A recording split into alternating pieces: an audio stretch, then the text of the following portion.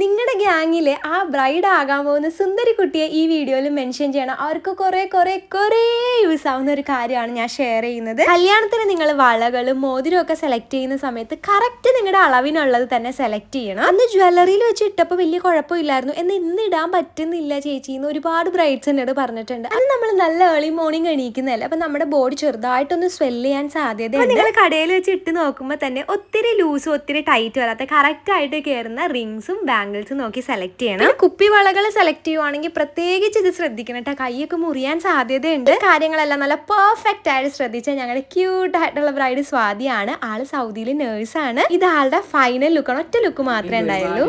അതിപ്പോൾ ഒന്നും പറയാനില്ല. ഞാൻ എന്താണോ ആഗ്രഹിച്ചത് അത് തന്നെ കിട്ടിയത്. നന്നായിട്ട് ഒതുങ്ങിയിട്ടുണ്ട്. നല്ല ഷേപ്പായിട്ട്. അത് സാരി ഉടുപ്പിച്ചത്. അപ്പൊ പറഞ്ഞ ആരും മറക്കണ്ട. വീഡിയോ ഇത്രയുള്ള പേജ് കയറി നോക്കിയിട്ട് ഇഷ്ടപ്പെടുവാണെങ്കിൽ ഫോളോ ചെയ്യണം കേട്ടോ. Thank you.